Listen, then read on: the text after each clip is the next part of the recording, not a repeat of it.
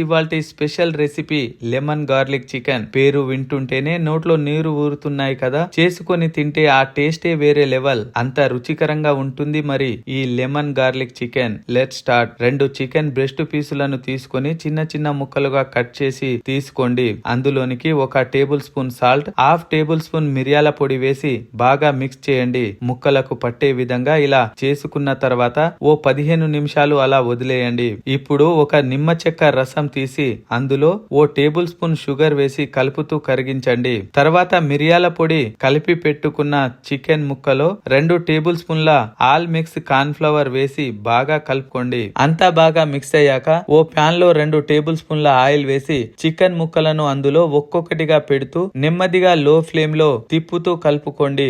లేత బంగారు కలర్ లో వచ్చేంత వరకు కాల్చుకొని ఓ ప్లేట్ లో తీసి పక్కకు పెట్టుకోండి. అలా అన్ని ముక్కలు కాల్చుకున్న తర్వాత అదే ప్యాన్ లో బటర్ వేసి కరిగించండి. అందులో 2 టేబుల్ స్పూన్ల వెల్లుల్లి సన్నని తరుగు వేసి పచ్చి వాసన పోయేంత వరకు వేపుకోండి. అందులో half table spoon all corn flowers వేసి అంతా మిక్స్ అయ్యేలా కలుపుకోండి. తర్వాత మసాలాలు వేసి ఉడికించుకున్న చికెన్ సూప్ 100 ml వేసి కలుపుకోండి.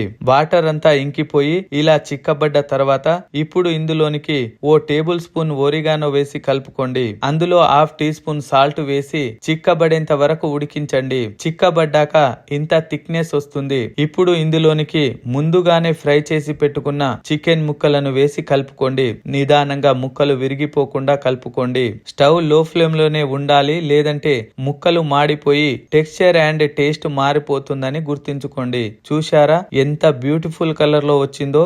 ఇప్పుడు ముందుగానే మనం మిక్స్ చేసి పెట్టుకున్న లెమన్ అండ్ షుగర్ వాటర్ పోసుకోండి. అంతా ఒక్కసారి బాగా కలుపుకొని అందులో కొత్తిమీర తరుగు వేసి దింపేయండి. అంతేనండి, మనకు కావలసిన ఎంతో రుచికరమైన లెమన్ గార్లిక్ చికెన్ రెడీ అయిపోయినట్లే. నేను చేసిన కొలతలతో ఎప్పుడు చేసినా సరే లెమన్ గార్లిక్ చికెన్ పర్ఫెక్ట్ గా వస్తుంది.